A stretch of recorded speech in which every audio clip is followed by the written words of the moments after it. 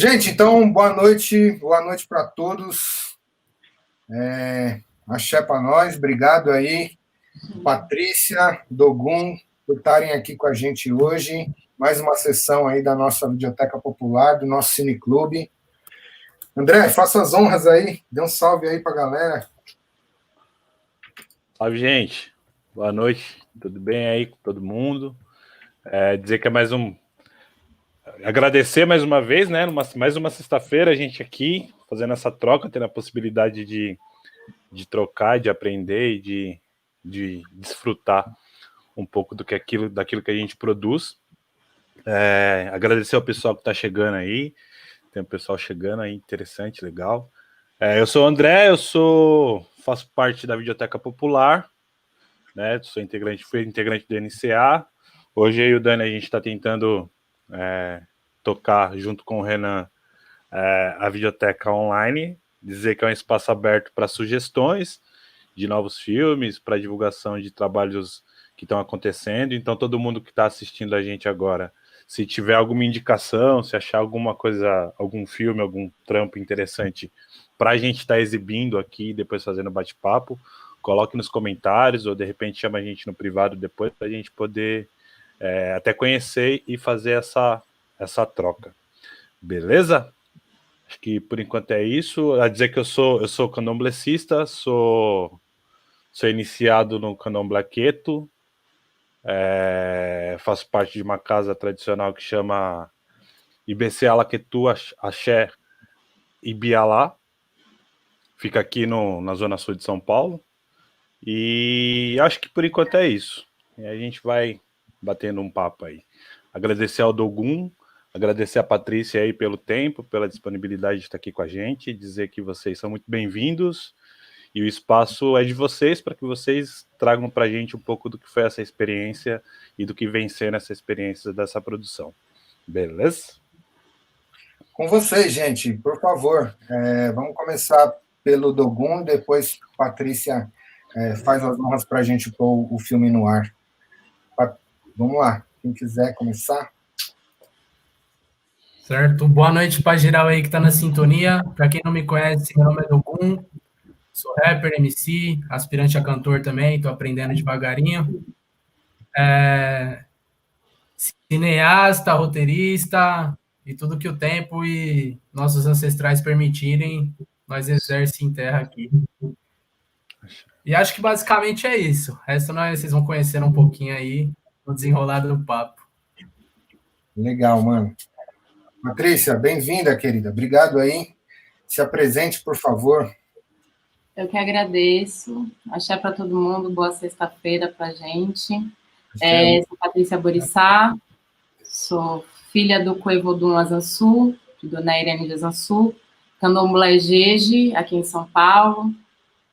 Somos rama aí do Mejito Adanci e é um prazer estar aqui com vocês. Obrigada pelo convite. Obrigado eu, querida. Obrigado nós. A Videoteca é esse espaço, como o André falou, para que a gente divulgue nosso trabalho, para que a gente possa também compartilhar experiências, compartilhar saberes.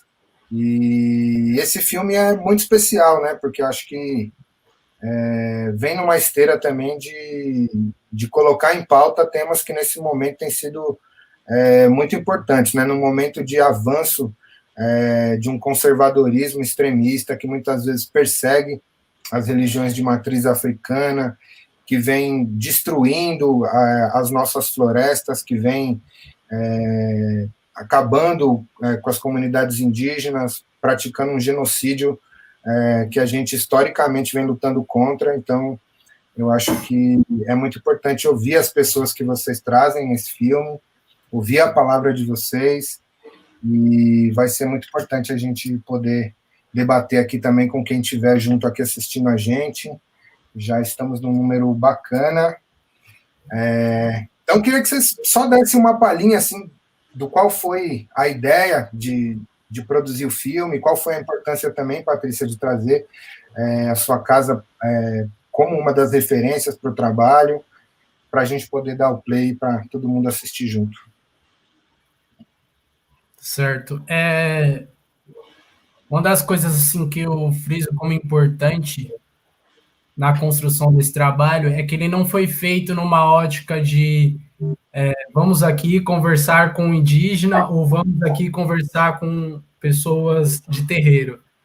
São pessoas do nosso entorno, são pessoas que a gente nutre relações, são pessoas que a gente está junto no dia a dia, como eu e a Patrícia, há anos aí que nós já é parceiro e tem sempre essa troca.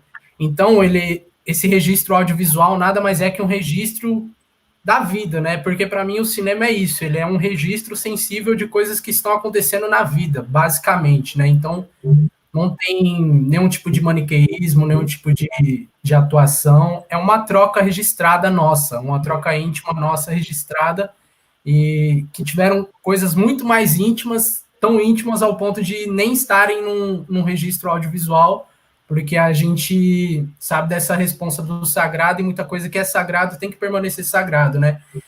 Então, eu acho que basicamente isso, assim, para a gente fixar na cabeça, assim, que é um trabalho, é um registro de construções do dia a dia, de construções de relações da vida, né? De questões pertinentes do nosso dia a dia. Então, acho que isso é um importante, assim, para nós começar a ideia. Da hora, mano. E da casa, assim, foi importante em diversos aspectos. A gente faz parte de um barracão que está se aproximando muito da luta social. Ele é um barracão liderado por mulheres negras, então já tem essa força muito grande, já tem muita história. Como a maioria dos barracões tradicionais, né? Liderado por pessoas pretas. Mas ali é muito nítido, né? Porque é uma família sanguínea liderando o barracão, e aí você vê uma frente feminina e preta. Então, foi importante a oportunidade de poder falar, porque os nossos mais velhos têm muito a nos ensinar, muito a nos falar. Então, a importância da oralidade e o uso da tecnologia a favor disso. E por continuar afinando laços, o Lucas é uma pessoa muito querida da gente, é meu irmão. Então, foi bem isso, assim, foi um papo gostoso e, ao mesmo tempo, intenso, porque é muita história, né? Assim como todos os barracões têm as suas. Então, para a gente foi muito especial nesses pontos, assim, de poder falar, poder ser ouvido. Legal, gente. Eu queria dizer também da honra, por nossa parte, de estar lançando o filme aqui, né? Porque primeira vez que vocês fazem uma exibição pública do trabalho, então, para a gente é uma honra também poder colocar esse registro tão importante, tão íntimo, né, também, de vocês no ar aqui na nossa plataforma, para que as pessoas possam conhecer o trabalho de vocês, conhecer também o sagrado por essa via, né? Como você mesmo disse, Patrícia, da tecnologia. Infelizmente, né, porque a gente até vinha conversando antes aqui com o Dogun, de como a gente sente falta desse axé que é nosso, né, de estar no encontro, de se abraçar, de se ver na exibição também. A gente está acostumado a fazer exibição nos campinhos de várzea, nos escadão, poder estar nesse processo de troca presencial é diferente, né? Mas, ao mesmo tempo, é também para a gente poder entender que esse momento exige, né? Que a gente faça esse resguardo para poder estar mais forte mais para frente. Acho que, só para complementar um pouco o que o Dani trouxe, eu acho que dizer que é uma honra, mas também agradecer também pela confiança, né? De um momento tão delicado da sociedade, que a gente vem passando, né, um período tão delicado, com uma urgência de encontros, né, existe uma urgência da gente estar trocando, ainda mais nesse momento, mas também tem uma delicadeza no sentido de toda vez que a gente se expõe, a gente passa a ser alvo também de algumas coisas, né. Então, eu queria agradecer a vocês a confiança de trazer esse trampo para cá e de estarem aqui com a gente para fortalecer, e dizer que a gente está aqui para fortalecer vocês também, naquilo que for possível. Tá certo? Axé. Axé. Família, vamos nessa então. Vou dar o play, pedir para vocês fecharem o microfone, para a gente não ter nenhuma interferência, para ficar mais fácil de ouvir. Vamos que vamos.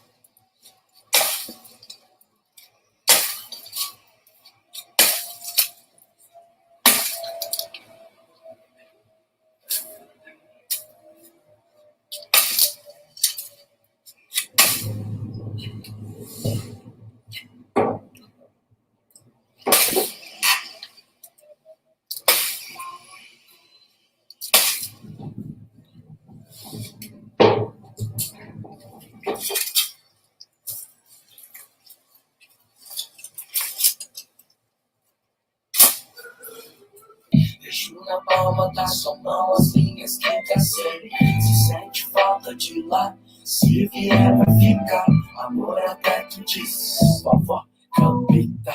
Saudade bate avanço, por isso me fiz canto pra ver se junta você, se igual até lá. Naquele lugar onde o peito não conhece, mas nunca que se esquece, sempre quer tá lá. Africaça que tá essa que tá dentro da tua água doce, nunca fosse só frieza. Dentro dela eu mergulhei, encontrei minha riqueza. Que nem a sua pureza, firmeza. Enviado pela lua, guiado nessas ruas, sabe trocar rua. Verdade não é crua, não é minha entre sua. Há uma voz que sua, não é à toa que ecoa. Sinto saudade, então busca a raiz da sua coroa. Tô feliz nessa busca. Salve! E coisa linda, hein? Parabéns. Fineza. Lindo. Ia poder aqui abrir todos os comentários ao mesmo tempo para todo mundo bater palma.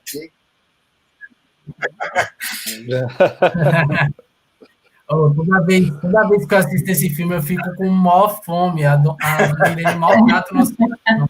Vou falar pra você que daqui também deu para sentir o cheirinho do dendê, mano.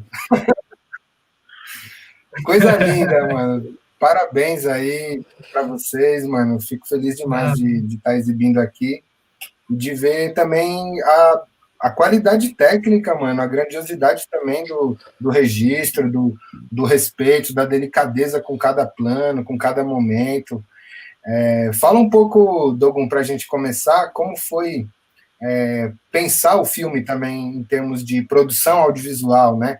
Sei que também tem o Lincoln aí na parceria, tem vários outros grupos e pessoas, o próprio Naie, que dividiu a direção com você. Fala um pouco também como foi o desenho dessa equipe e da produção. Certo.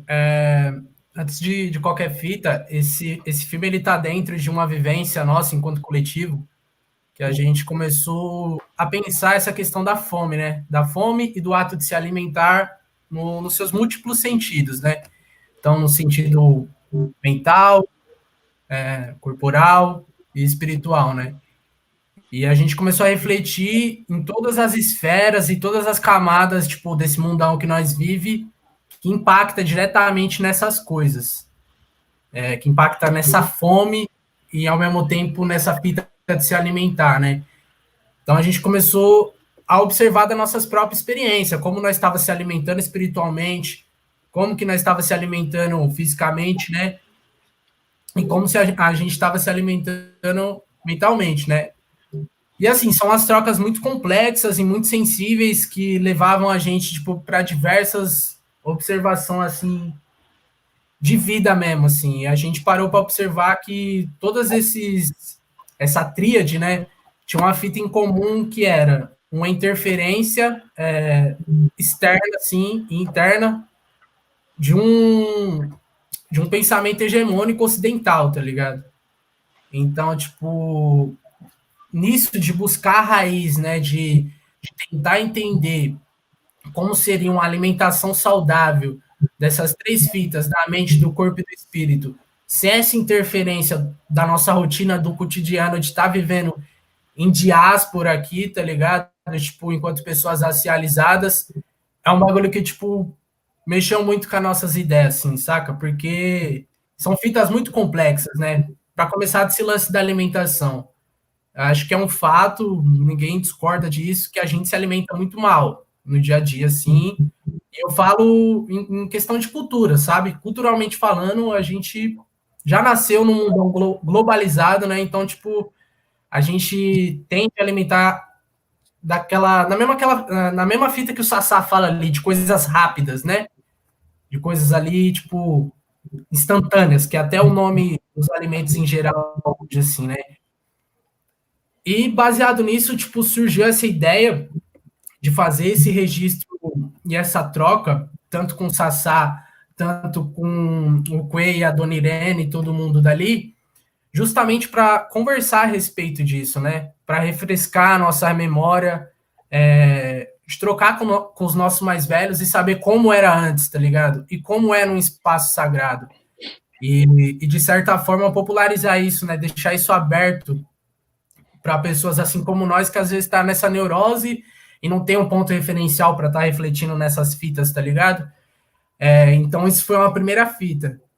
A segunda coisa de suma importância foi a situação que o chão da Patrícia vivencia, né? Que é uma questão que eu acho que ela até pode falar melhor, com certeza, em relação a território, né? Que precisa ser reinaugurado por conta de um racismo institucional, né? Que, tipo, vem perseguindo eles há anos, assim, impedindo o ato de cultuamento dos nossos ancestrais, né? Então, essa foi uma outra urgência, assim, da gente, que é do meio artístico, já tem essa visão e que tem essa perspectiva dentro do cinema como um bagulho de registro da vida. Se a gente está registrando a vida e nosso irmão ali, a nossa casa, os nossos ancestrais de terra estão passando por um problema, então, através do audiovisual, a gente quer registrar essa fita, usar os mecanismos e as formas que a gente tem para estar dando uma atenção para isso e solucionar esse problema. Então, tipo, foram essas duas fitas assim, basicamente falando. Da hora, mano. André, quer fazer pergunta? Patrícia, se quiser complementar alguma coisa ainda dentro desse discurso, acho talvez importante também. Seria interessante a Patrícia falar um pouco, e aí a gente abre, eu falo e a gente já abre para as perguntas e tal, acho que é interessante. Falando em questão de fome, assim, eu acho que você também, André, que é de Barracão, sabe, a gente tem fome da fala, né? A gente está baseado numa cultura africana, a gente vivencia uma cultura africana dentro de uma cultura ocidental, porque fomos educados dessa forma.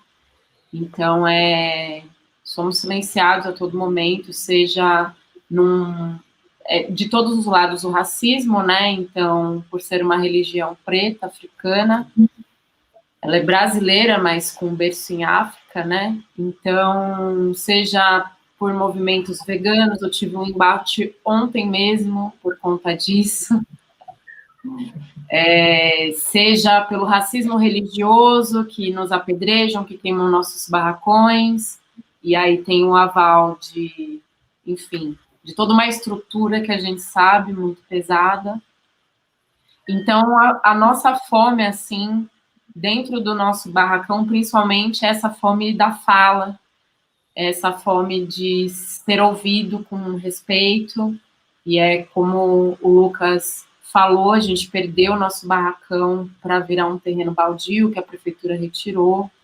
Então, até nasceu a partir desse documentário toda uma força que os meninos deram para a gente, Naê, o Lincoln, o Lucas, deu para a gente, assim, deu um aparato de poder fazer mais uma fala e trazer uma vaquinha à tona onde coletivamente a gente conseguisse um chão para poder nascer, né? Porque como que nasce sem ventre? Não tem como. Então é isso, assim, foi muito importante toda essa gravação, todo esse movimento, porque trouxe um fôlego, né? Quando a gente fala, e essa fome de fé, a gente tem a fome da fala, e quando a gente fala, a gente consegue algumas coisas, né? A gente consegue ser ouvido, ser interpretado e formar aí uma corrente de algo maior. Então, foi muito importante nesse sentido. Bacana. Odés, antes de você falar, deixa eu perguntar uma coisa. Patrícia, por um acaso vocês ainda estão com essa vaquinha? Tem algum link que a gente possa disponibilizar para o pessoal poder contribuir, poder de alguma maneira fortalecer a caminhada? Sim, o Lucas já colocou, ele estava mais preparado que... Legal. O Lucas colocou aqui. Tá ligeiro, hein, Douglas? E aí vocês vão ver um desenho que está vinculado, que é exatamente o que a gente gravou esse dia, contando um pouquinho da história da perda do barracão, que foi um pouco mais de 10 anos atrás. Na verdade, eu acho que já faz 15 anos que perdemos o chão. E foi numa história, tem uma história super pesada, assim, em torno disso, né? Vocês vão ter, quem acessar a vaquinha vai ver um pouquinho dessa história que a gente conta de racismo religioso, da polícia entrando no barracão, aquela coisa que a gente vê no filme Besouro, que a gente vê nas novelas sobre escravidão, ela tá aqui, ela acontece hoje, sabe? Aconteceu ontem. Então, é bem pesado, assim, e aí tá rolando, quem sentir de contribuir, vai ser um espaço super coletivo, onde vão rolar várias ações sociais também, porque a gente hoje fica no pós-balsa do Riacho Grande, em São Bernardo do Campo, e aí a população lá é mega carente, tem fome de várias coisas também. Tem fome de fé, tem fome de cultura, tem fome de saneamento básico, tem fome de tudo, de asfalto, tem fome de tudo ali. Axé, mana, que a gente consiga aí também se fortalecer. Galera, por favor, entrem no link aí, conheçam, compartilhem também nas suas redes, ajudem também esse Lê a se fortalecer e a caminhar por um outro caminho com mais qualidade de vida, não? Possibilidades. Você, André. Então, gente, eu queria só fazer algumas considerações, assim, dizer que gostei muito do filme, acho que é baita de um trampo, num momento muito crucial da sociedade, né? E que serve como uma ferramenta para potencializar esse Lê também, né? Que eu acho que isso é um dos mais importantes. Não só o artístico, mas o cinema como uma manifestação política social. Há 3 anos atrás, mais ou menos, nós fizemos junto com outro coletivo, não sei se o Pichote está assistindo ainda por aí, o coletivo Cinebecos, eu fiz parte de um projeto com eles que chama Pé no Terreiro, e aí nós fizemos uma série de vídeos contando a história de algumas casas tradicionais aqui da Zona Sul de São Paulo, e seus desdobramentos, né? E aí uma coisa que ficou muito clara em todas as falas do Angola, do Jeje, do Queto, é que a tradição do terreiro de Candomblé, a tradição, né, do culto ao orixá, o Vodun, Sinquice, ela vem também de uma necessidade social, onde a maioria das pessoas que frequentavam os terreiros na década de 70, na década de 60, por exemplo, eram pessoas marginalizadas e que estavam à margem de várias questões, né? Inclusive do acesso a condições financeiras.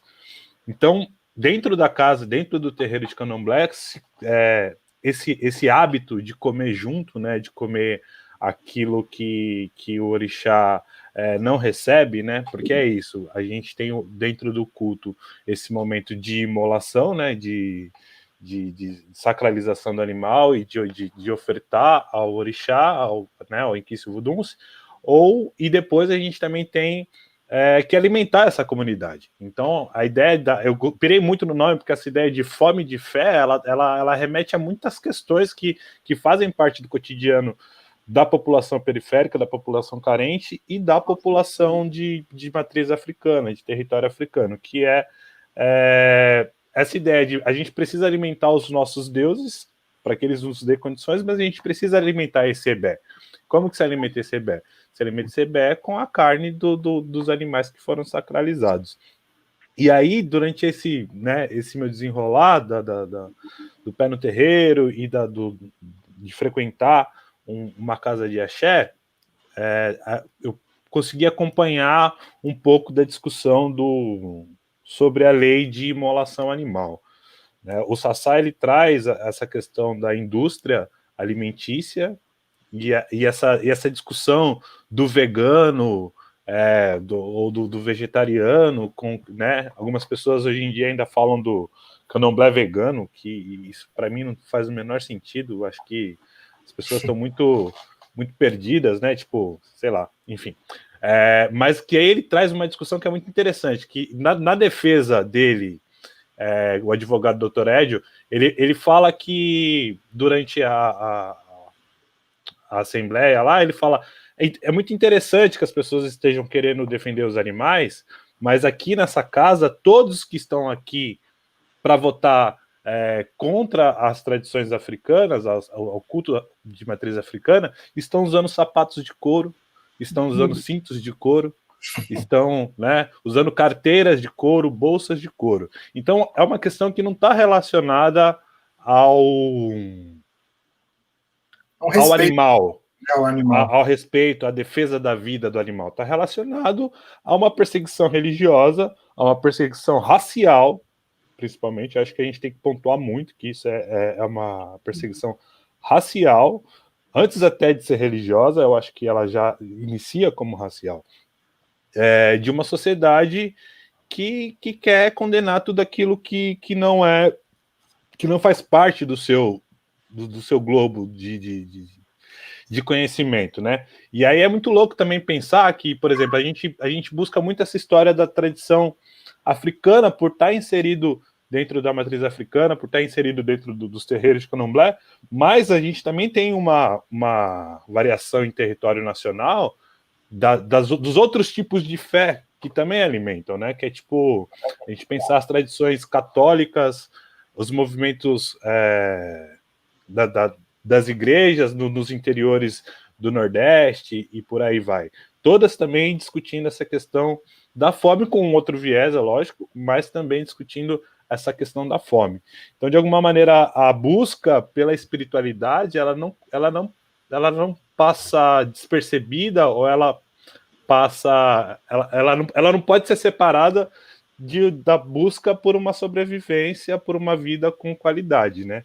E aí, né, a gente volta para aquelas questões banto, né, Dani, do umbigo, né, a primeira boca, a primeira casa, o que te alimenta, e é isso, sem se alimentar, seja mentalmente, como o Dogun trouxe, mentalmente, espiritualmente ou organicamente, a gente não tem uma vida com qualidade. Eu acho que o filme de vocês dialoga muito com essa questão que aconteceu no Sul, que foi essa busca pela proibição da imolação animal. Eu acho que essa discussão entre o vegetarianismo, o veganismo ou não, eu acho que as pessoas precisam compreender que uma coisa é o que você carrega no seu cotidiano, no seu dia a dia, e outra coisa é o que uma tradição mantém, né? A tradição do culto ao orixá, ela mantém a carne e o egé, o sangue, como elementos fundamentais para que as pessoas tenham condições melhores de vida, para que os orixás recebam e façam essas transformações na vida das pessoas. Agora, o que você vai comer dentro da sua casa, o que vai ter na sua geladeira, na sua panela, eu acho que é uma outra questão que aí a gente pode discutir por vieses políticos, filosóficos, enfim, de outras maneiras. Depois eu vou colocar o link aqui do Pé no Terreiro para vocês terem acesso. E acho que por enquanto é isso. Acho que a gente pode abrir para o pessoal que está assistindo a gente. Acho que se vocês quiserem falar mais alguma coisa, e a gente vai nessa troca. Beleza? Só pontuar uma fita que você falou aí, que eu acho muito importante. Nem pretendo me estender muito sobre esse negócio de veganismo, porque eu tenho para mim que, tipo, certas coisas a gente discute só com quem é digno de uma discussão, né? O restante a gente ensina. E se tiver paciência para isso, né? Mas assim, o veganismo entra muito naquilo que o Sassá fala, né? As pessoas brancas, o homem branco, eles não estão interessados em se integrar e fazer parte de nada. Eles querem recortar o que eles acham interessante, se apropriar daquele discurso e dizer que inventou a roda. Para mim, esse é o papel cosmológico do homem branco na existência dele na face da Terra. Para mim, não tem outra explicação. Então, é algo que a gente poupa energia, assim.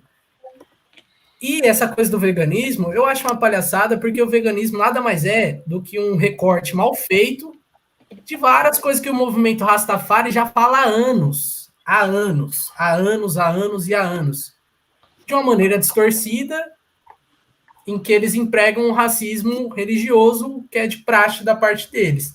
Essa questão de preocupação com a natureza, de ter uma outra visão relacionada ao mundo animal, e não propriamente dito de comer ou não comer, né? Porque esse binarismo, essa dualidade, esse mundo 2D, essa visão 2D, Deus e diabo, é coisa de ocidental, né?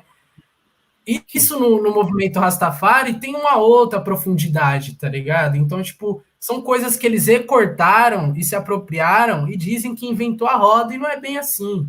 Não é bem assim, sabe?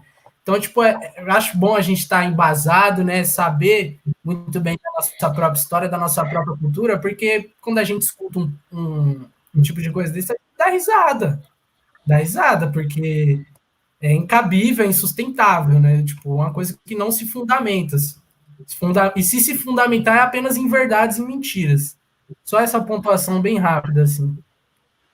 Posso fazer uma também muito, muito rápida, assim? Gente, vocês têm o tempo que vocês quiserem. Não precisa ser rápido, não, gente. Pode ficar à vontade. Eu acho importante também, né, falar sobre...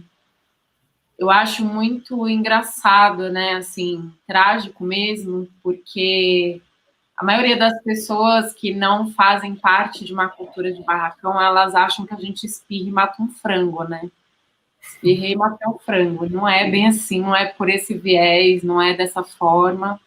E também não vou ficar explicando o sagrado para ninguém, né? Eu acho que barracão é muito prática, então é muita oralidade, então você que procure algo mais velho para lhe ensinar sobre, né? Isso que o Lucas falou.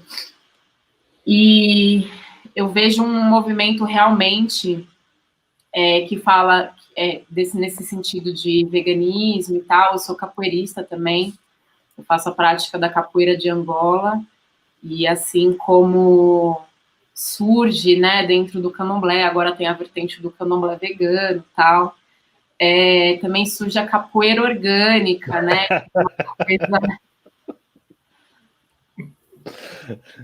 Ai, gente. É de deixar sem palavras mesmo. Né? Não, Patrícia, olha, assim, ó, eu acho que tem um pessoal, acho que o pessoal perde um pouco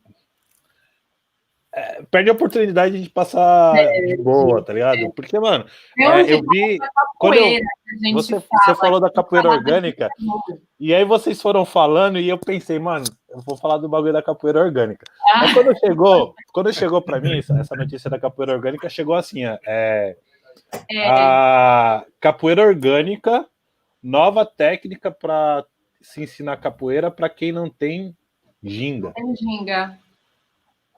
Aí eu fiquei pensando... eu estava conversando hoje com o mestre Marrom aqui de São Paulo, que é do grupo Irmãos Guerreiros, que é uma referência preta incrível. Ele é um mestre incrível. Do Tabuão, né? Ele rapidamente, além de trazer muita sabedoria, ele me deu um cutucão, assim, que eu acho importante trazer como provocação para a gente mesmo. Porque a galera tá muito à vontade, se a galera tá muito à vontade, a gente também tá deixando esse espaço, sabe? Então a gente tem que começar a encrencar mais com esses espaços. Então, quando a capoeira orgânica surgiu, a gente não botou uma fé, porque a gente olhou para aquilo e falou, não, né? Imagina. E ela tá aí. Ela parece que não tem força, mas ela tem muita força. Fora do país. Também tem o movimento da capoeira sem mestre, que são duas figuras do Rio de Janeiro que foram os criadores desses movimentos, que é a capoeira orgânica e a capoeira sem mestre. E deve ser o mesmo criador do acarajé doce que está rolando lá em Salvador. Então, a questão da apropriação ela é bem pesada, assim. A gente ri porque a gente não vai chorar e nem vai sair batendo em ninguém, ou depende, mas é bem pesado. E o veganismo, ele entra muito também nesse sentido, tanto da apropriação e o não aprofundamento dentro das questões que ele mesmo pretende dialogar. Então, eles falam do candomblé, eles falam sobre várias outras práticas, e, na verdade, o conhecimento deles é de proteína. Então, precisa mesmo aprofundar em questões... Se você quer falar de candomblé, você tem que estar no candomblé. Ou você entender que você tem que fazer parte dessa comunidade de alguma forma. Às vezes você não vai trabalhar no candomblé, mas você vai ter uma relação e vai entender ele. Senão, não dá para falar. Senão fica difícil mesmo. Patrícia, deixa eu fazer um adendo aqui. Eu acho que já emenda também um pouco no que a gente está conversando. A Eliane Coster fez um comentário aqui que eu achei interessante. Acho que quando você traz também essa coisa de como pensar, né, uma capoeira sem mestre, mas mais, né? Imagina como pensar um terreiro sem uma Yalorixá, sem Babalorixá. Daqui a pouco essa moda pega aí, a gente vai desconfigurar toda uma tradição milenar que trouxe a gente vivo até aqui, né? Então, uma coisa que eu fico pensando, a partir do comentário que a Eliane fez aqui, é como também a importância das mulheres no terreiro, né? De carregar essa tradição e de trazer, inclusive a partir da alimentação, de tornar sagrado esse ato de se alimentar, de comer junto, uma tradição, um momento ritualístico ali. Fala um pouco sobre isso e qual a importância para você das mulheres no terreiro. Assim, para mim, de novo, eu faço parte de um barracão que é comandado por mulheres. Eu tenho ali, que faz parte desse vídeo, do Té Vinícius, que é filho das lideranças ali também, ele é sanguíneo, da família sanguínea da minha mãe de santo, que é a dona Irene de Azançu, e é uma pessoa de muito conhecimento, mas ali a força feminina é muito grande, né? E tá em tudo, tá em tudo. Desde quando você estuda coisas que eu não vivo mais, né, assim, no sentido contemporâneo do candomblé, coisas que a gente ouve falar, as lendas que nossos mais velhos nos ensinam, as nossas mais velhas nos ensinam, que é realmente o candomblé feminino no sentido de todo ritual ele é feito por mulheres. O jeje, ele tá muito nessa raiz também, tanto que a gente tem uma ramificação do jeje, que seria o tambor de crioula lá em Maranhão, e tem rituais que só mulheres são autorizadas a entrar. Eu não vou me aprofundar por falta de conhecimento, mas, enfim, esse ritual existe. E também temos dentro do nosso barracão funções que são feitas só para mulheres. Aí a gente entra numa questão bem complicada, sobre tradições, né? Porque existe também várias distorções quando a gente vai falar de uma religião de matriz africana dentro de um contexto colonial, Brasil colonial. Ele vai carregando vários resquícios do machismo, por exemplo, vários resquícios do patriarcado para dentro do barracão. Mas no meu barracão são mulheres que tocam, e tocam muito bem. No barracão que a gente faz rama, que é lá em Cachoeira, né, na Roça do Ventura também, a mais velha é a que toca, ela tem 40 anos de santo. Então, a gente traz até aí, nesse nível de feminino dentro do nosso barracão, assim. E tem lugares que isso é inadmissível. Eu já ouvi diversas histórias sobre o porquê é inadmissível, por a mulher ser suja, porque ela menstrua, ou, enfim, várias outras coisas que eu não consigo entender, já que a gente usa tanto o egé, né? Só que o egé da mulher é mais sujo do que o animal, por exemplo. Enfim, é uma outra discussão. Mas dentro da minha casa, a força feminina é muito grande. E essa força é força mesmo, porque minha mãe de santo é bem brava. E todas as mulheres ali, elas têm cada uma força diferente que vai trazendo, e os homens também, com certeza. E para os homens ali, eu vejo não o desafio, porque quando eu entrei, isso sempre foi muito consolidado, mas de ter essa liderança feminina. Então, são essas contradições que uma matriz africana traz para a gente no dia a dia de uma educação colonialista que a gente recebeu, né? Uhum. Não sei se eu respondi, às vezes eu divago. Beleza, não. Perfeito. Uma coisa que eu queria trazer para a roda aqui também para a gente compartilhar, e que eu acho importante, até também para trazer também a tradição da espiritualidade indígena e a relação com a fé e com o alimento também, que a partir da figura do Sassá, o filme aborda tão bem, de maneira tão bacana.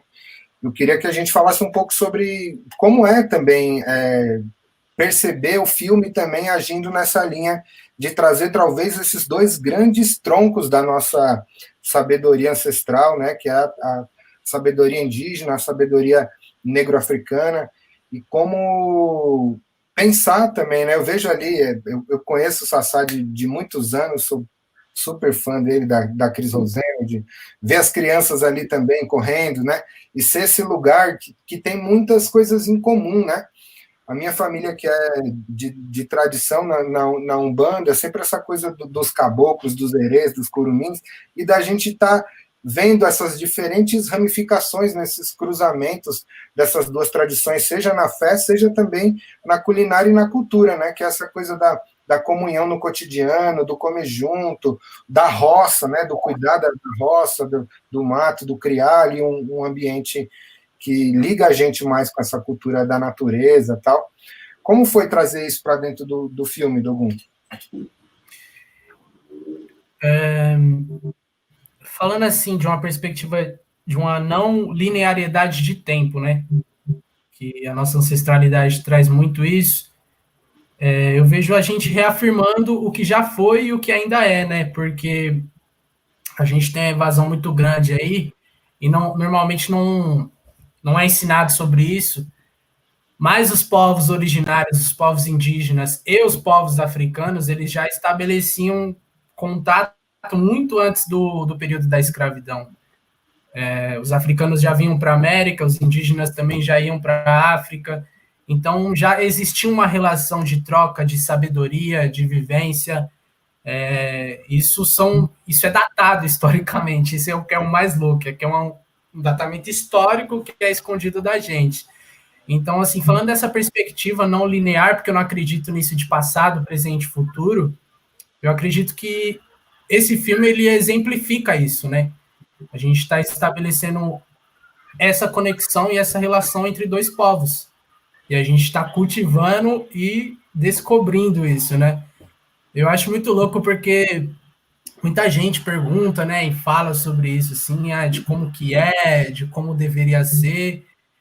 E eu acho que a vida é muito mais complexa que isso, né? Então tem muitas coisas que a gente não sabe a respeito dessas relações, né? Por mais que tenha esses registros históricos e tal, você lê é uma coisa, né? E você vivenciar é totalmente uma fita diferente, né? E assim, historicamente falando, assim, na minha vida mesmo, é uma relação que até então, para mim, tipo, era meio esquisito, né? Porque a gente vive num país que eles dizem ser miscigenado, né? Um bagulho mó doideiro. Então, tipo, por exemplo, na minha família, eu sei que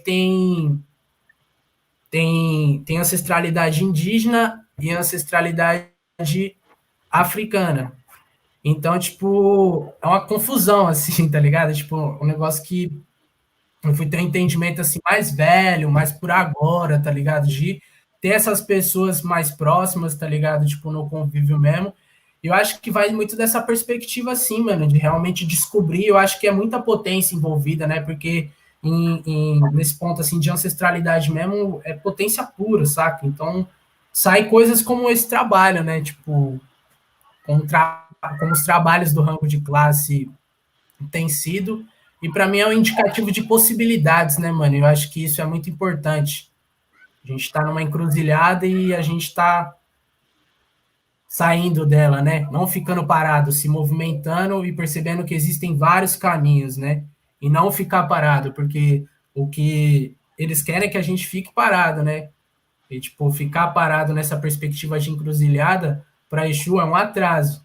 Então, tipo, eu vejo esse filme, assim, muito como uma potência, assim, de realmente, vamos caminhar e vamos descobrir várias fitas, olhando para nós, tá ligado? Olhando para você, olhando para mim, reivindicando a nossa potência, tá ligado? Tipo, sendo a nossa própria ancestralidade em terra mesmo, e cultivando isso no dia a dia e descobrindo, mano, descobrindo.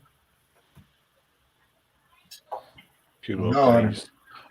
O Sassari traz uma fala, a Fabiana aí colocou aqui, que é a ideia da fragmentação da matriz africana para acesso de alguns lugares. E aí eu acho que pegando um pouco do que o Daniel trouxe e do que o Dogun acabou de dizer, é também interessante que a gente entenda que as diferentes manifestações ou expressões religiosas ou litúrgicas, elas estão relacionadas ao tipo de culto que você vai acessar. Então, por exemplo, a ayahuasca, ela traz um tipo de culto.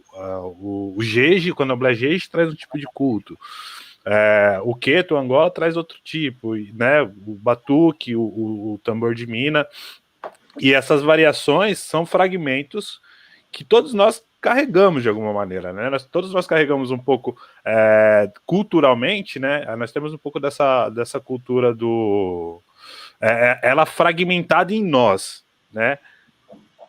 Então a gente tem heranças indígenas, que quando a gente vai num toque, por exemplo, de caboclo, a gente se sente bem. A gente às vezes vai tomar o chá da ayahuasca em determinado momento da vida e se sente bem. A gente vai no candomblé queto e a gente se sente bem. E eu acho que isso só vem reforçar que nós temos essas possibilidades, essas variedades de culto, mas em determinado momento cada um segue dentro daquilo que ele acha conveniente. Eu não gosto dessa troca que eu vejo, né, em alguns lugares que as pessoas falam, mas o meu é melhor, o seu é pior. Não, são diferentes. E para o brasileiro é muito tranquilo transitar por esses espaços. Mas aí eu queria problematizar uma outra coisa para vocês dois, Dogun e Patrícia, nessa linha de raciocínio, que é o quanto que esse modismo, né, quando a gente pega, por exemplo, a ideia da capoeira orgânica ou do candomblé vegano, que são apropriações culturais, que são formas de a maioria das vezes, né, de uma elite branca se apropriar de tradições do povo preto, do povo pobre. Então, e aí pensando nessa linha de raciocínio, essa apropriação como vantagens para se chegar a alguns lugares, seja financeiramente, seja o status social, seja enfim, para tirar algum outro tipo de proveito que não a fé, né, que não tem relação diretamente com a fé, com o culto, tem uma relação de interesse social. Eu queria saber de vocês, se vocês identificaram isso durante o processo de gravação desse vídeo, se vocês identificam isso e como que é para vocês que estão nesse processo de fazer uma vaquinha, de tentar reerguer um barracão, de estar nesse diálogo o tempo todo. Como que é isso para vocês, assim? Um adendo só, eu acho que aí uma fala do Sassá no filme que também acho que pode ajudar a complementar isso, é quando ele traz essa ideia de que as pessoas, às vezes, elas querem só uma parte da espiritualidade, né? Só aquela que muitas vezes é conveniente, não a espiritualidade integral também. Fala um pouco sobre isso. Eu acho que, assim, no processo do filme, nem tanto, mas é uma coisa que a gente discute bastante internamente, por exemplo, até onde a gente vai, com quem que a gente fala sobre isso, porque a gente acredita numa... Isso eu ainda estou trazendo para uma individualidade, mas eu vou falar numa coisa mais geral também. Na individualidade, a gente toma muito cuidado aonde que a gente vai divulgar essa vaquinha, com quem que a gente fala, porque é isso, são os cuidados que hoje a gente sabe tanto a capoeira como o candomblé vão ter ali em comum, e várias outras religiões também, mas eu vou me atentar a essas duas práticas que eu faço parte, assim. A gente fala muito também na capoeira sobre a venda, né, assim, a gente tem vários mestres que são valorosos que não moram no Brasil. O mestre João Grande, que é o discípulo de Pastinho, acho que é o mestre mais conhecido do mundo, assim, que está vivo, ele mora lá nos Estados Unidos, e também teve o Red Bull Paranauê, e aí a gente faz várias discussões, né? Estar ou não estar nesses espaços, quais são as consequências de estar e quais são as consequências de não estar, né? Mestre Pastinha morreu à míngua, é o difusor da capoeira Angola, morreu com fome de tudo, não só fome de fé, fome de tudo. Eu acho que fome de fé ele não morreu, mas várias outras, assim, né? Morreu no abandono. Como vários mestres e mestras que a gente nem ouve falar. Quando a gente ouve falar, já morreu, a gente não teve nem o prazer de conhecer e nem saber da história. E no candomblé é a mesma coisa. Quantos, e a minha Doné, eu penso muito dela, assim, se a gente não cuidar, ela é uma pessoa que pode ficar à míngua, porque tem vários descasos. Trabalho tantos anos, não tem uma aposentadoria, não tem um salário, ela é de uma religião que é extremamente hostilizada, então, e ela é costureira, então ela é autônoma. Então, como que a gente faz? Vamos fazer uma vaquinha? Quem que a gente vai envolver nessa vaquinha? É muito delicado, porque daí a gente chega nessa provocação que você fez, que ela é muito pertinente, porque a partir dessa necessidade social das pessoas pretas e pobres, acontecem as apropriações, porque daí a outra pessoa que se achega para ajudar, entre aspas, ela se achega com as suas vontades e suas mudanças, os seus narizes, os seus dedos. Então, ela é muito pesada e intrínseca, assim, para responder e dar conta dela. Eu acho que individualmente isso fica mais fácil, mas quando a gente vai para um social e a gente pensa, de um lado, que daí a gente está falando de capitalismo, né? Então, de um lado a gente tem pessoas pretas aí no abandono não no sentido familiar, nem nada disso, às vezes sim, mas num abandono social, né? Estão aí sem trabalho, sem condição, e aí professa a fé como forma de trabalho também, e aí de um outro lado a gente tem pessoas com poder, então eu estou falando de pessoas brancas, cheias de intenções para poder ajudar com certas mudanças, né?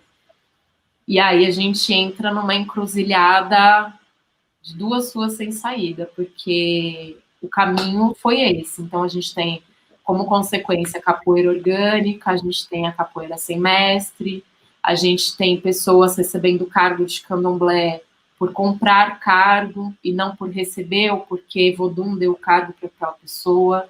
E aí a gente entra num status social.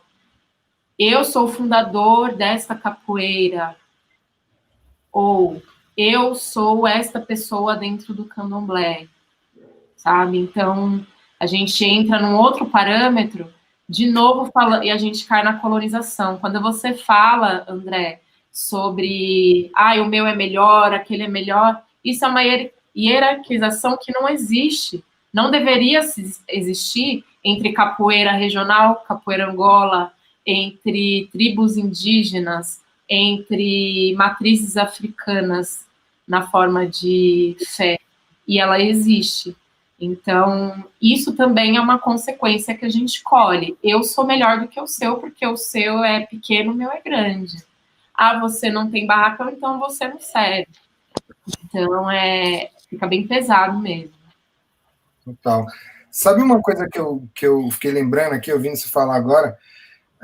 O Saloma costuma dizer muito de uma diferença que eu acho bacana de trazer para a gente até aprofundar esse debate, que é quando é apropriação e quando é expropriação, né?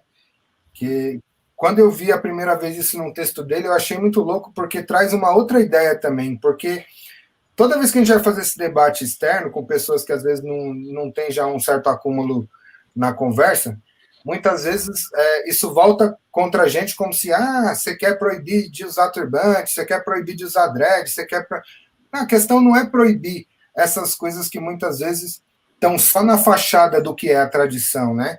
Mas é entender como isso funciona num processo de expropriação mesmo, que é ele gera uma máquina motriz que, no final das contas, acaba roubando o terreno, roubando daquelas famílias e daquelas pessoas uma tradição que muitas vezes é o que sustentou aquelas famílias em pé, seja do ponto de vista espiritual, seja também do ponto de vista financeiro, seja, enfim, do ponto de vista de alimentação mesmo, né? Porque o que a gente vê hoje em dia até nas comunidades indígenas é um genocídio, porque a pessoa depende da terra para plantar mesmo, para se alimentar, aí você vai e rouba dela, aí você vai polui o rio dela, né? Vide Mariana lá, e toda aquela patifaria que a Vale veio.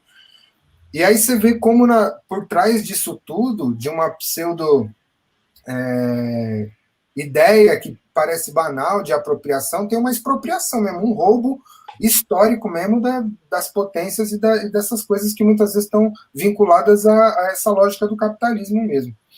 Aproveitando essa deixa, eu queria passar para vocês também nessa linha, e até voltando aqui para alguns dos debates que estão acontecendo aqui no chat, sobre como isso tem uma ligação também com essa coisa que a gente vinha falando, que o filme aborda também, que é a questão do vegetarianismo, do veganismo, que, do ponto de vista do capitalismo, existe um dilema que é claro, que é a produção de carne tem feito com que, muitas vezes, a gente tenha um desmatamento elevadíssimo para construir pasto. A gente tem, por um lado, essa produção de carne também levando as pessoas a uma condição ruim de saúde.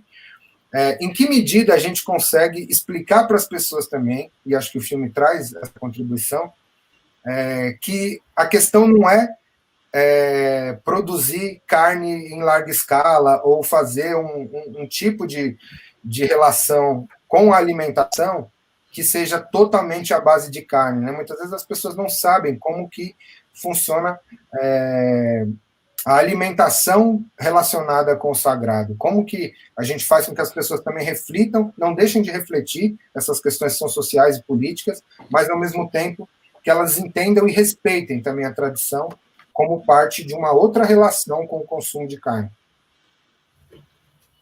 Posso falar?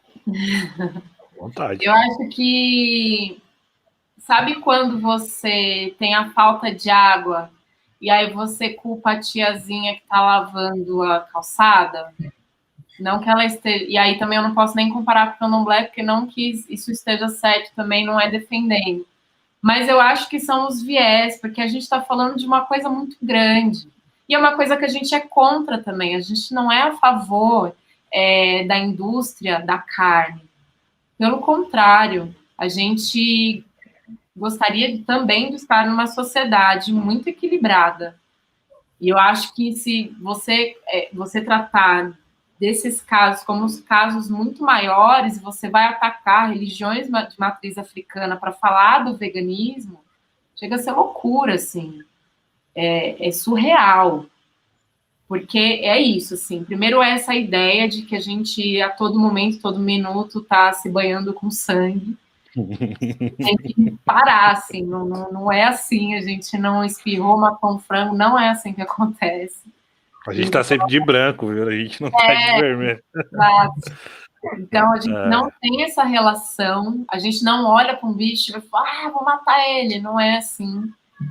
E, de novo, né, a gente não deve isso nesse sentido de explicação, no sentido de conhecimento das pessoas que estão aqui para conhecer e entender, sim, sempre. Eu acho que é sempre importante trazer como que é.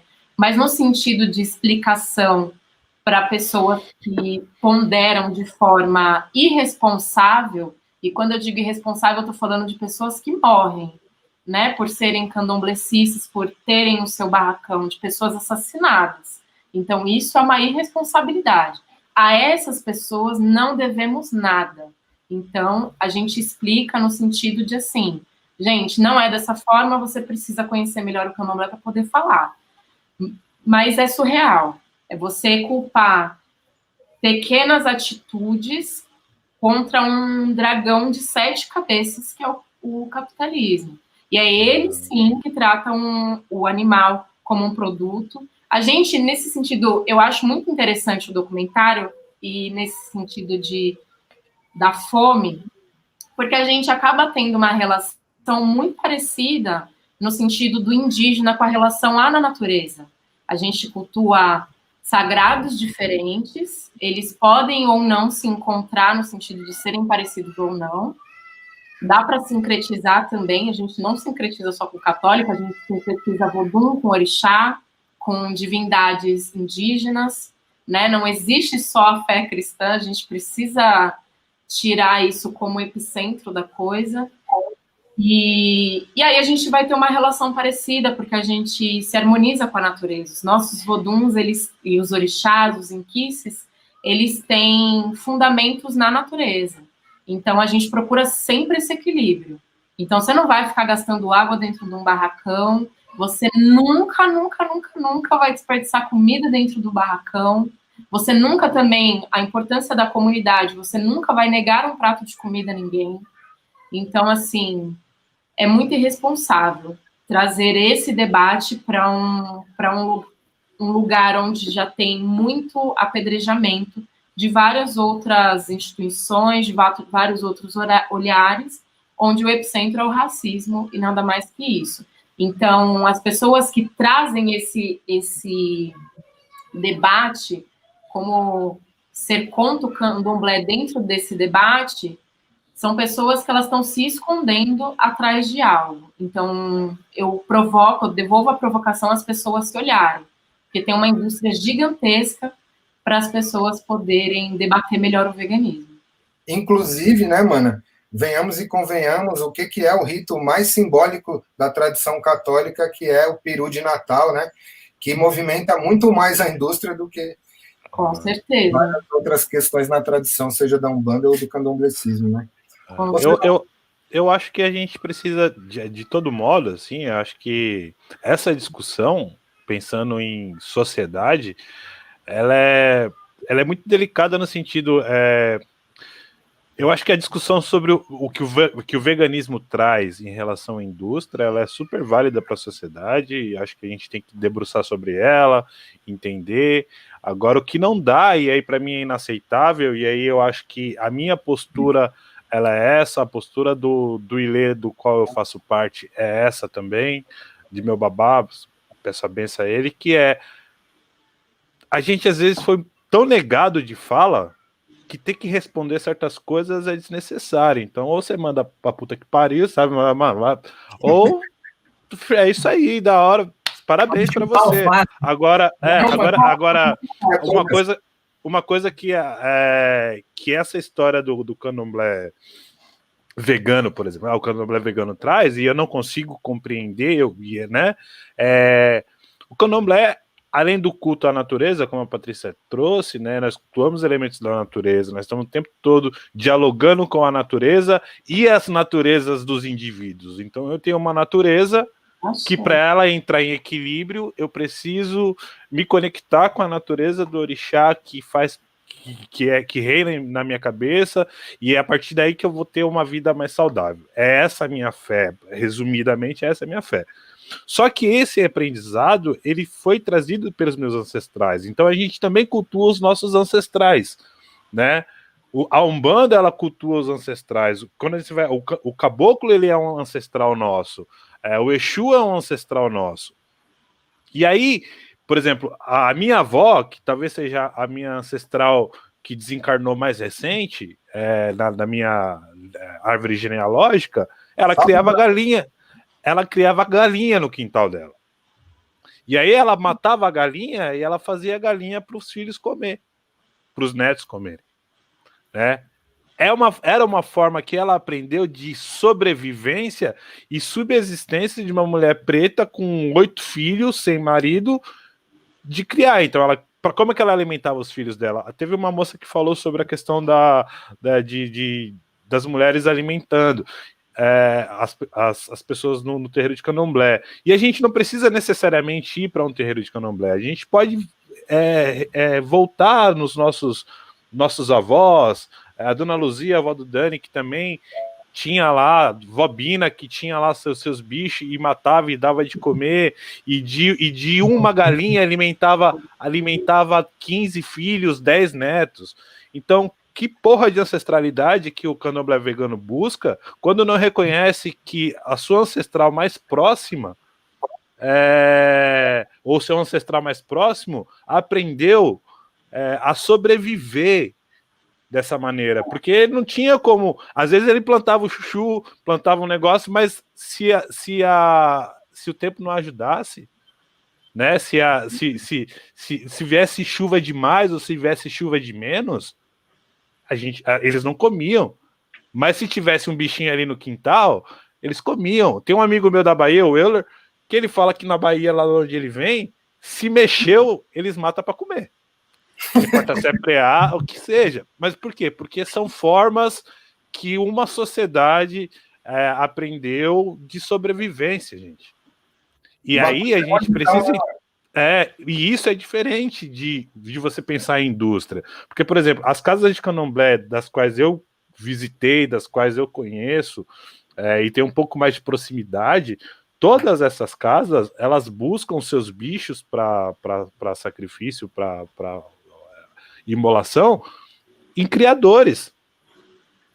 E a gente pode fazer um comparativo muito próximo com a galerinha que vai comprar produto orgânico na roça X do amiguinho hipster, tá ligado? A gente está também movimentando uma economia local. A gente está falando de economia local, a gente está falando do pequeno produtor.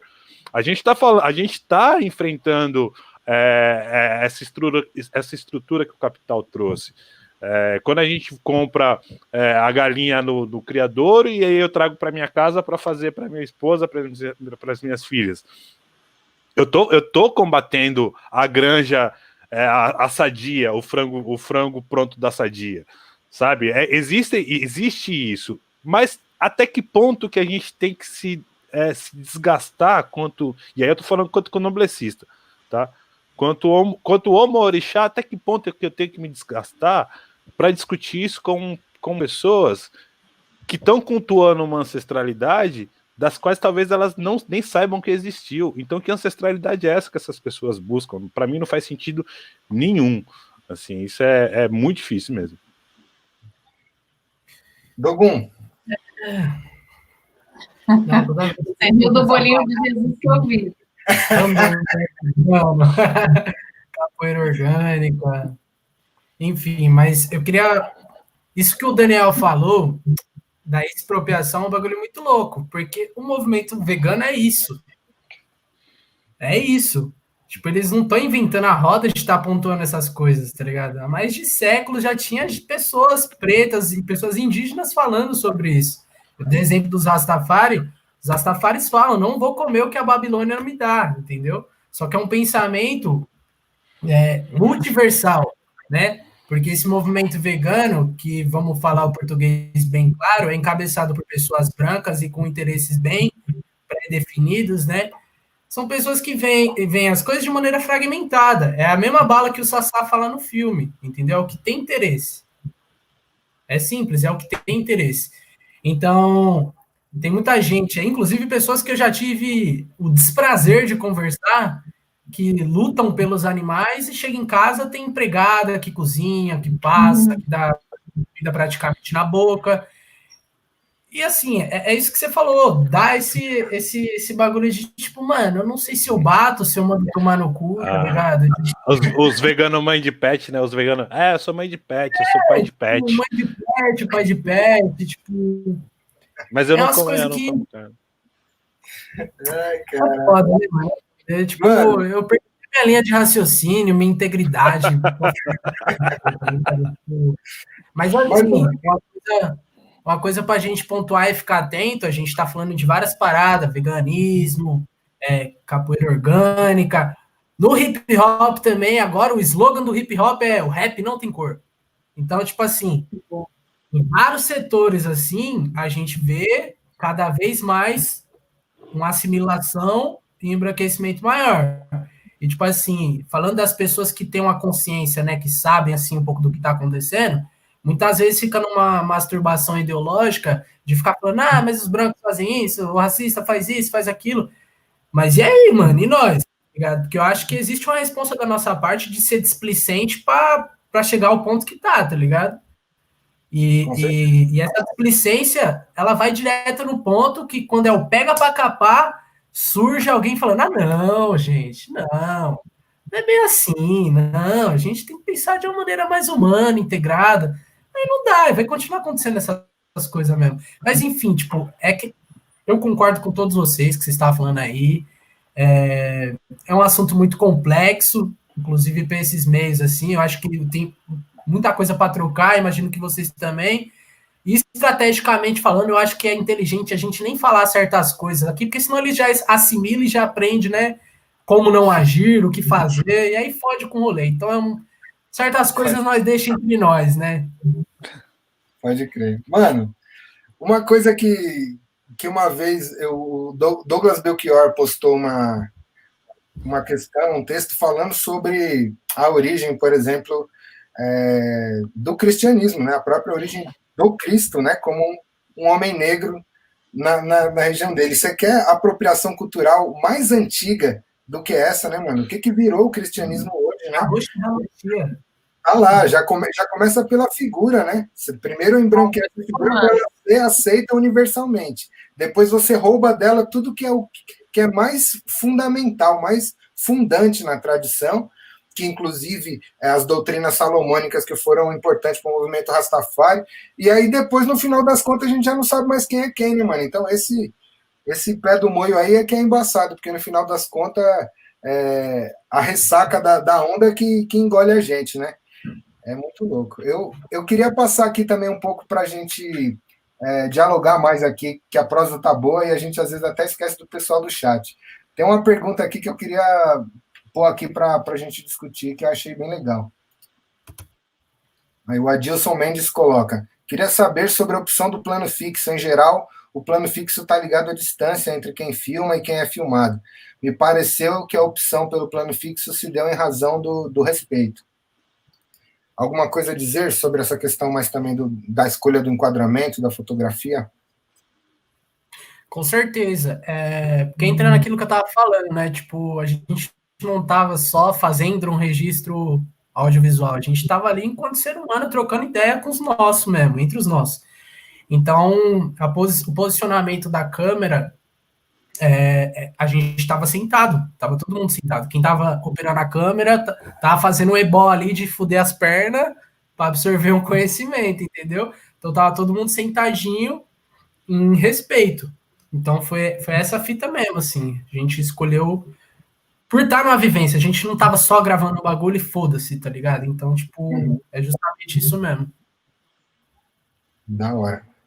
Patrícia, você como uma pessoa que estava na frente da câmera, qual que é a relação também de conseguir falar dessas questões todas, de trazer todo esse conhecimento e saber que tem um registro ali, uma câmera, como é que muda isso, pensando também que depois é isso, né, uma obra audiovisual que vai para o mundo, como é que é a relação também com a produção audiovisual, assim, chega a ter esse ponto de vocês trocarem ideia, como eu sei que vocês fazem parte do mesmo coletivo, de depois falar, pô, essa fala aqui, ó, essa edição, como finaliza a montagem também, entendendo a importância de dar vazão para o discurso?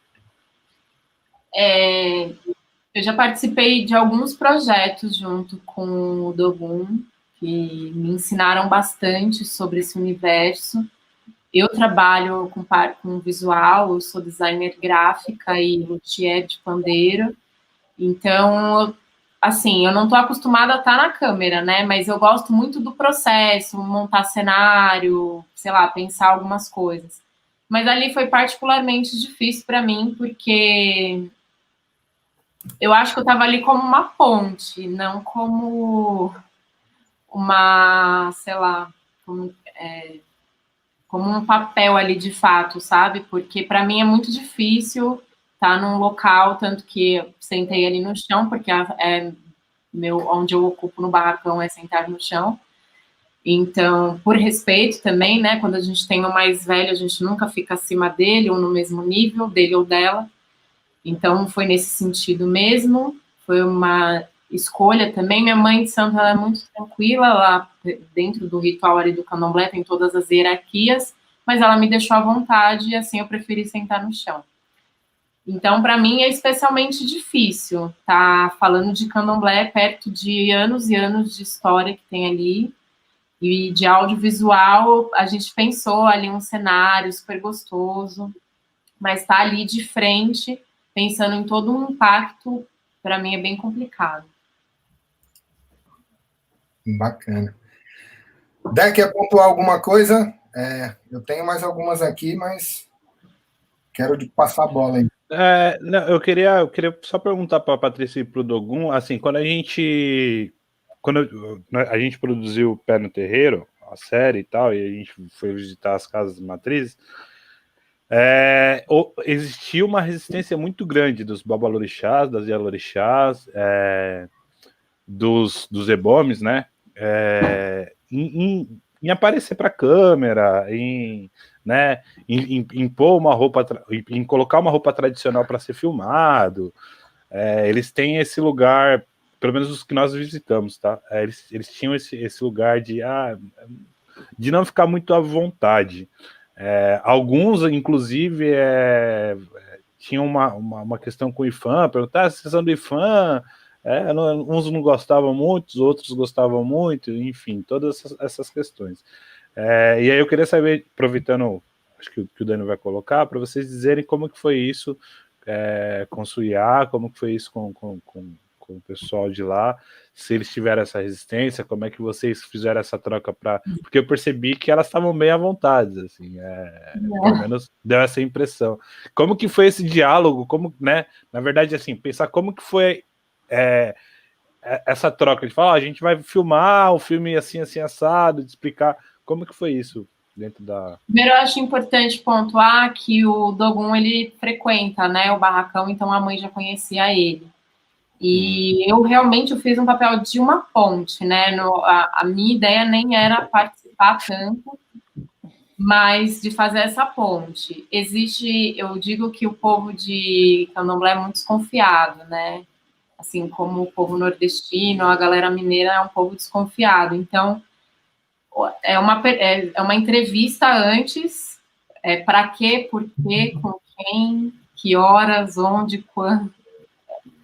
E aquela responsabilidade, bom, eu confio de olhos fechados ali, dá para colocar as duas mãos no fogo, que eu sei que eu não vou me queimar, no Lucas, então só falei, mãe, vamos confiar e vamos, sabe? Eu acho que é importante. A gente vem trazendo, a gente que está chegando agora, a gente vem trazendo essa importância de mostrar algumas coisas, mas ela falou pouco, ela não estava muito à vontade, não. Vinícius falou pouquíssimo.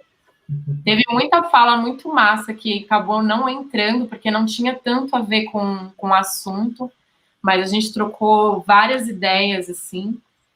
Depois que eu percebi que foi ficando mais à vontade, mas minha mãe também falou pouco, a Pri, tem muita coisa, assim, que ainda tem dentro daqueles seres humanos ali que, exatamente por esse distanciamento com a câmera, não rolou. Mas... eles também confiaram muito, e aí foram soltando aos poucos. Aí você vê que eles iam soltando de pouquinho em pouquinho.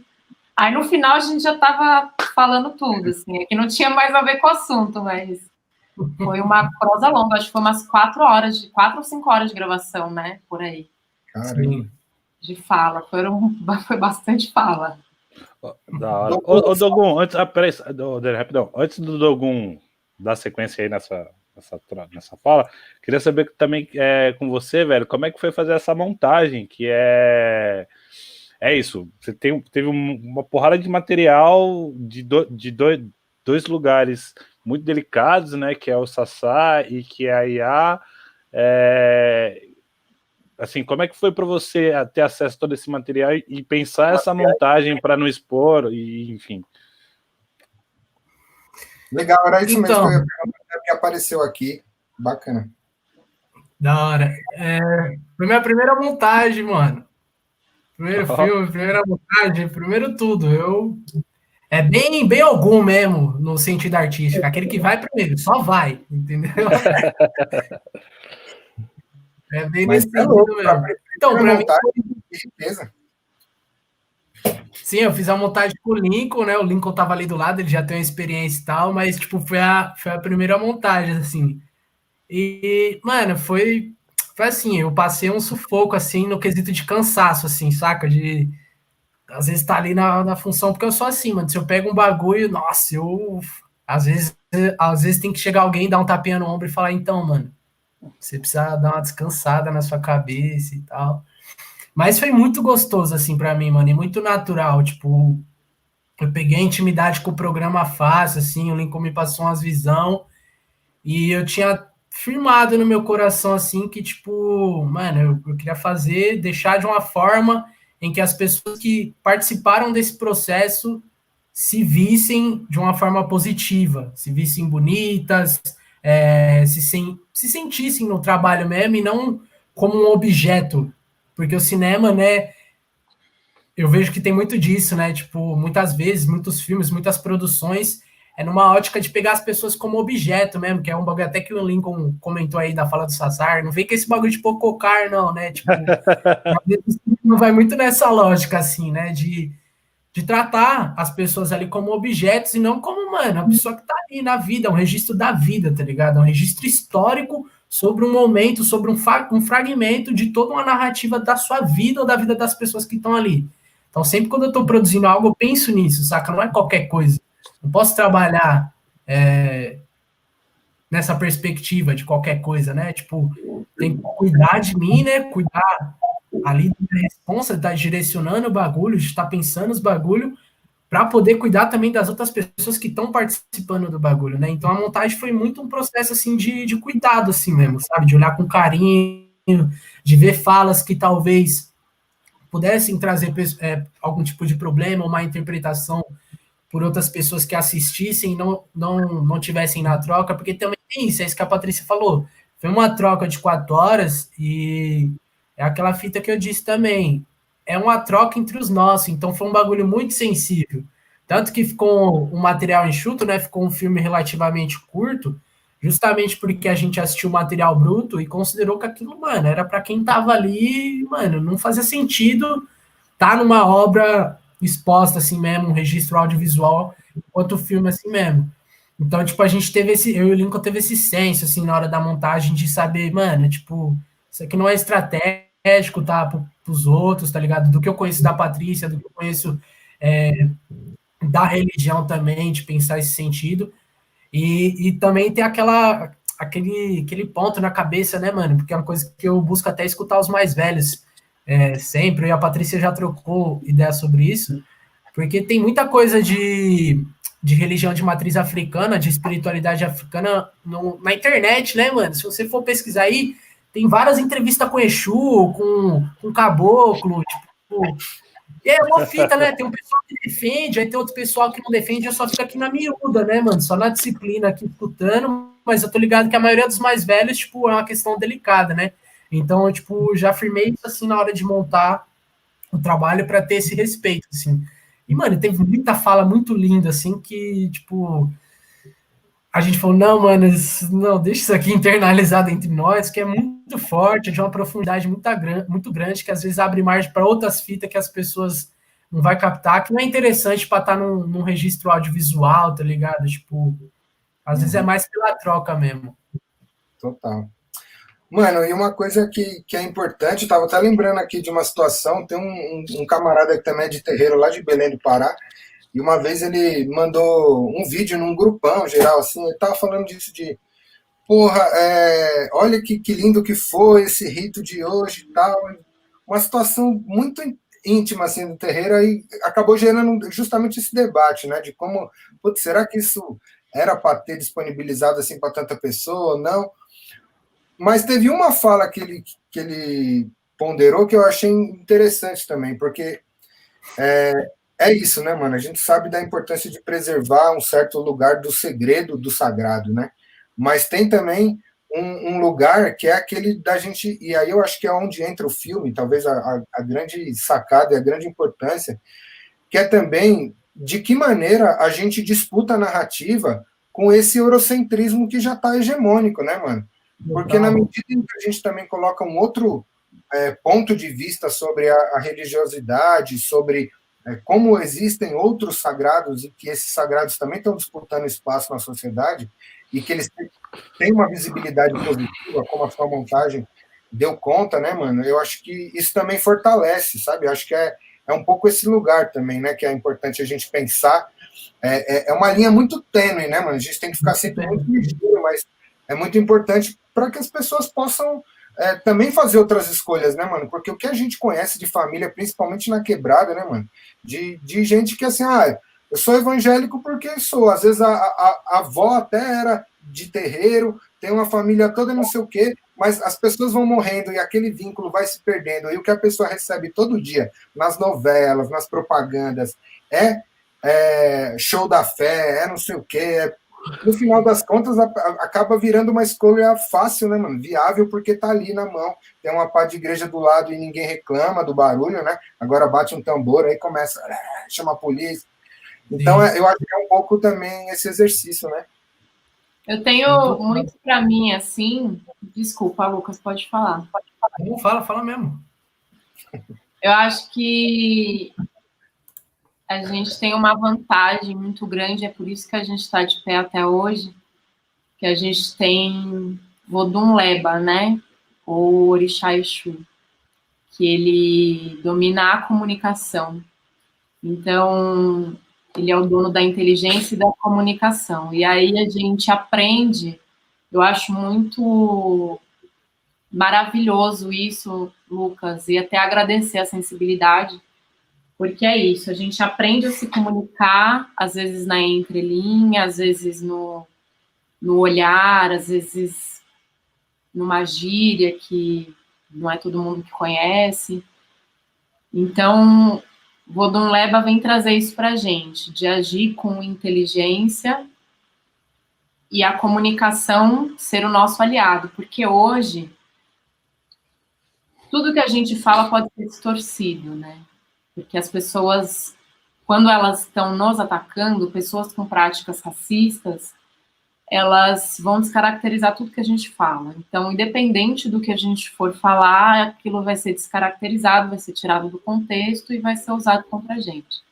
Então, as falas que ficaram fora, também por uma questão de pontuar, tem um tema, né, o filme, mas eu percebo que quando eu recebi, né, a primeira prova ali, eu percebi que ficaram algumas falas que na hora que a gente estava ali na conversa, e aí eu falei, nossa, tem uma câmera aqui. A gente ficou tão à vontade que teve um momento que a gente esqueceu que tinha câmera lá, né? E aí vai rolando, a gente vai falando, e aí não precisou nem pedir a sensibilidade, tanto que não teve nenhuma parte, assim, que eu olhei e falei, nossa, isso aqui tem que sair. E eu acho que tinha até mais coisa do que tem, então agradecer todo esse trabalho que foi extremamente sensível, de fato, porque é muito inteligente dessa forma. Então, você traz um trabalho com bastante informação, porque tem bastante informações. Talvez para quem já seja do candomblé, ele fica no básico, mas eu acho aquele básico que saliva, é bem aquilo que a mãe falou, é aquela água que dá na boca, de lembrar do cheiro do nosso barracão, ainda mais agora na quarentena, né? Mas eu acho muito inteligente e estratégico de realmente de um cuidado. Então, eu achei que houve um cuidado muito grande da equipe com tanto da imagem do Sassá, quanto dali dos meus mais velhos que estavam falando, dessa troca, ou quando você, Daniel, fala, né, você está ali, e aí esse audiovisual, ele fica aí, fica para o mundo. É exatamente esse o cuidado, né, qual que é a devolutiva que a gente vai ter disso. Então, o Vodun é presente até nesses momentos, assim, tenho certeza que a mão vai sendo guiada. Com certeza. Gente, desculpa ser chato, mas nós estamos caminhando aqui para o final, mas antes eu queria pedir aqui, até o Lincoln lembrou aqui, queria pedir para vocês falarem dos trabalhos de vocês também, que acho importante a gente divulgar aqui. Patrícia falou que é luthier de pandeiro também designer gráfica, Dogun também é MC. Conta um pouco dos trabalhos individuais de vocês também, para além dessa obra bonita que é o filme. O Lincoln até pediu também para lembrar disso aqui, ó, do Fome Fala. Vocês têm feito junto, até eu cheguei a ouvir já uns, muito bom.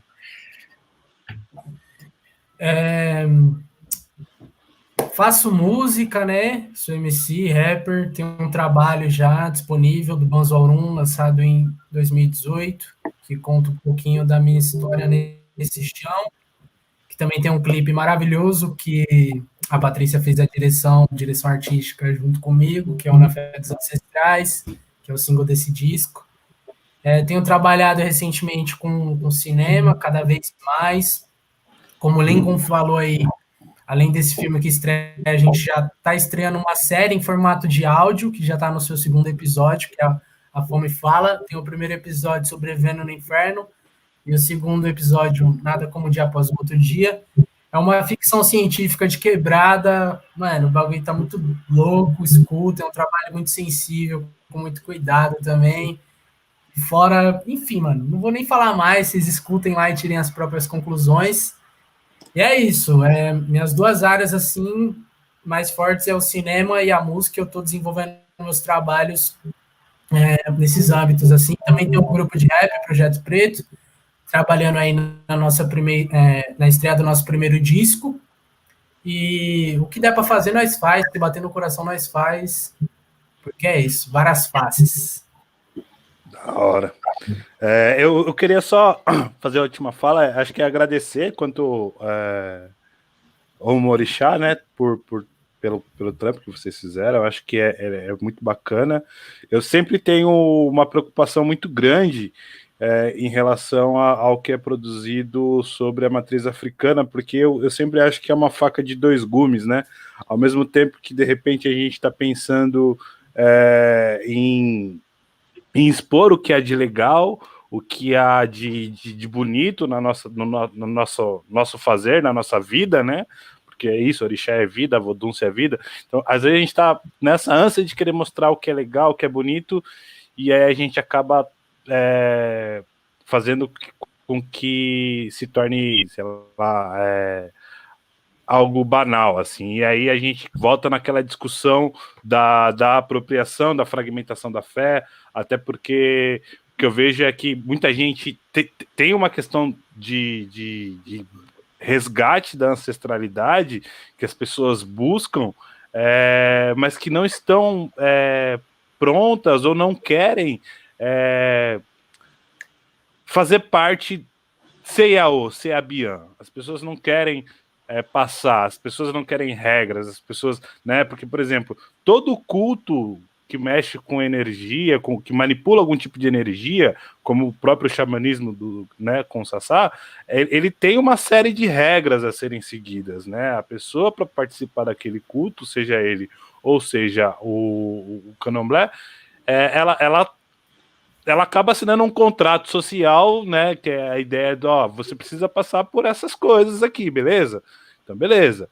E aí, às vezes, as pessoas acham isso tão lindo, né, artisticamente, falar, nossa, o candomblé é bonito, a ayahuasca é bonito, eu vou para lá. E quando chega, não é o que a pessoa esperava, né? Porque o dia a dia é diferente. Da expectativa é uma, a realidade é outra. E, às vezes, quando a gente expõe muito, a gente acaba trazendo esse tipo de pessoa que é o tipo que é a pessoa que lá na frente vai falar mal, vai falar, eu me iniciei no candomblé e o pai de santo fez isso, fez aquilo, e aí vai para a igreja, aí vai fazer